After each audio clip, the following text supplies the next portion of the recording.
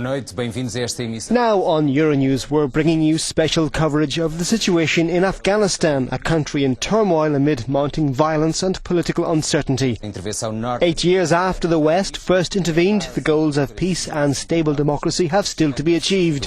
In a moment, we'll discuss these issues with journalist Sarah Daniel in Kabul, but first we've a report on an election that appears to have changed little.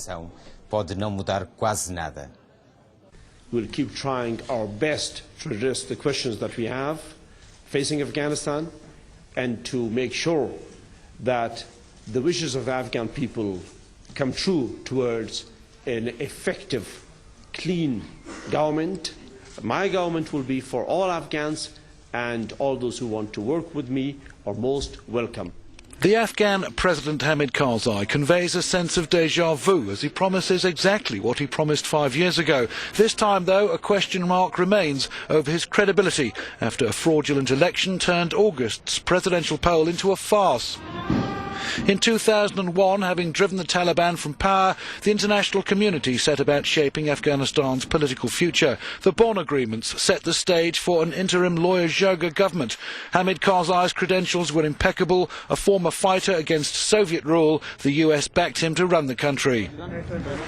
Karzai's task was not easy. He had to contend with ethnic rivalries which continue to plague the nation, as well as the warlords who maintain the divisions. In 2004, he urged the lawyer Zhoga to agree a new constitution, paving the way for free elections.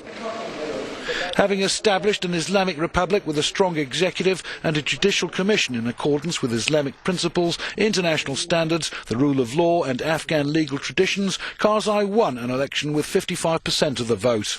But once the darling of the West, Karzai is no longer assured of the support he enjoyed following his inauguration. Unable to exert much influence in the countryside, he earned the derisory title of Mayor of Kabul and is reliant on a phalanx of bodyguards in the face of an upsurge in Taliban attacks. We're joined now by Sarah Daniel, the Afghanistan correspondent for the French current affairs magazine Nouvel Observateur. Welcome onto the programme. Do Afghans have the impression of taking part in a pointless election? Afghans clearly have the feeling of being tricked. They took enormous risks, and as you know, there were some people killed during the first round of voting, and then they find themselves with an election in which there was massive fraud recognised by the international community, which ultimately validated the entire process. So they really do feel tricked and that their votes were stolen. Can we say that since the fall of the Taliban, Afghan leaders have represented the interests of the West more than those of their own people?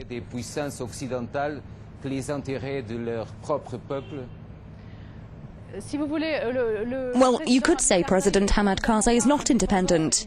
He faces a double challenge. He has to reconcile all the warlords and tribes of which the population is composed, and to manage all that's very complicated. And at the same time, he has to try and meet the requirements of the international community, primarily the Americans and the British. In fact, there are lots of countries with their own interests. The Russians are there, the Indians, the Pakistanis, and so he has to be able to juggle all these interests. The weaker he is, the weaker he becomes, and the weaker the international community makes him, and the more he has to account for and manage all these conflicting interests. What weight did the EU have in the recent negotiations that led to Karzai retaining his position? Does the US still have the last word on the political as well as the military strategy? Of course, it's the US that is the dominant voice in this country. From time to time, EU diplomats complain about that. They're not really consulted. And quite clearly, the privileged relationship is between the US and President Karzai. How are the Taliban perceived in the country now? You could say that the Taliban are not exactly an object of great affection for Afghans, but they're a kind of last resort. When you see around the country that the government is incapable of providing not only security, but even their basic needs, schools, hospitals, in some way, they turn to those who at least provided security.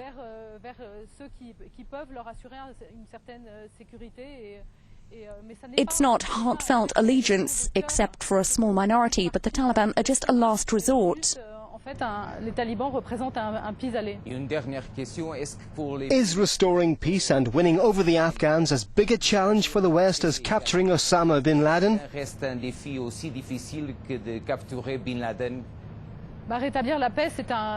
Re-establishing peace would seem an almost impossible challenge. With so many groups all fighting each other, it's extremely difficult. As for bin Laden, the word from the intelligence services involved in the hunt is that the trail has gone cold.